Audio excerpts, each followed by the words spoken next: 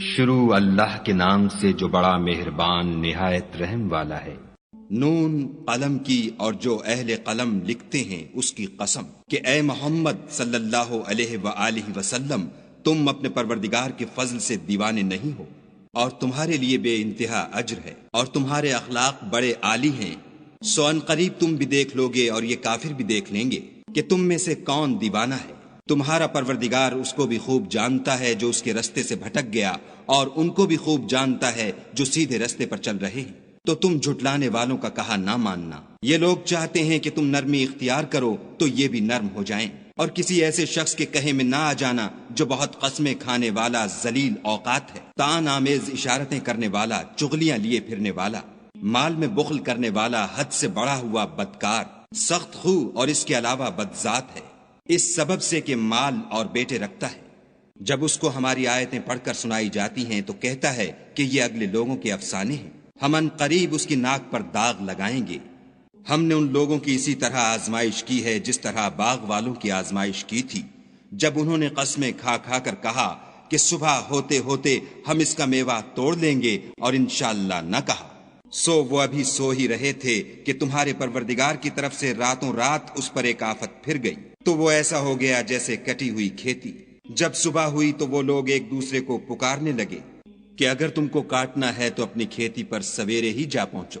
تو وہ چل پڑے اور آپس میں چپکے چپکے کہتے جاتے تھے کہ آج یہاں تمہارے پاس کوئی فقیر نہ آنے پائے، اور کوشش کے ساتھ سویرے ہی جا پہنچے، گویا کھیتی پر قادر ہیں۔ جب باغ کو دیکھا تو ویران، کہنے لگے کہ ہم رستہ بھول گئے ہیں، نہیں بلکہ ہم برگشتہ بخت بے نصیب ہیں۔ ایک جو ان میں فرزانہ تھا بولا، کیا میں نے تم سے نہیں کہا تھا کہ تم تسبیح کیوں نہیں کرتے؟ تب وہ کہنے لگے کہ ہمارا پروردگار پاک ہے، بے شک ہم ہی قصوروار تھے۔ پھر لگے ایک دوسرے کو رو در رو ملامت کرنے، کہنے لگے ہائے شامت، ہم ہی حد سے بڑھ گئے تھے۔ امید ہے کہ ہمارا پروردگار اس کے بدلے میں ہمیں اس سے بہتر باغ عنایت کرے۔ ہم اپنے پروردگار کی طرف رجوع لاتے ہیں۔ دیکھو عذاب یوں ہوتا ہے، اور آخرت کا عذاب اس سے کہیں بڑھ کر ہے، کاش یہ لوگ جانتے ہوتے۔ پرہیزگاروں کے لیے ان کے پروردگار کے ہاں نعمت کے باغ ہیں۔ کیا ہم فرما برداروں کو نافرمانوں کی طرح نعمتوں سے محروم کر دیں گے؟ تمہیں کیا ہو گیا ہے، کیسی تجویزیں کرتے ہو؟ کیا تمہارے پاس کوئی کتاب ہے جس میں یہ پڑھتے ہو کہ جو چیز تم پسند کرو گے وہ تم کو ضرور ملے گی؟ یا تم نے ہم سے قسمیں لے رکھی ہیں جو قیامت کے دن تک چلی جائیں گی کہ جس شے کا تم حکم کرو گے وہ تمہارے لیے حاضر ہوگی؟ ان سے پوچھو کہ ان میں سے اس کا کون ذمہ لیتا ہے؟ کیا اس قول میں ان کے اور بھی شریک ہیں؟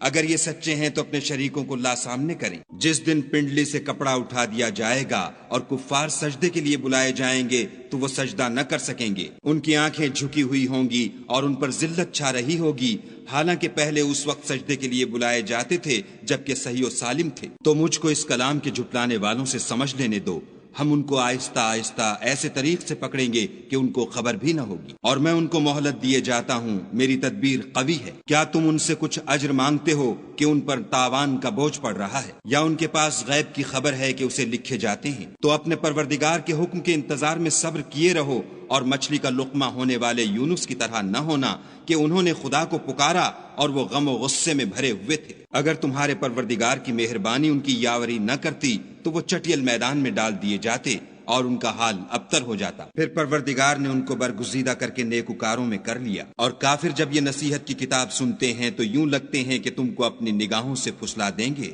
اور کہتے ہیں کہ یہ تو دیوانہ ہے۔ اور لوگو، یہ قرآن اہل عالم کے لیے نصیحت ہے۔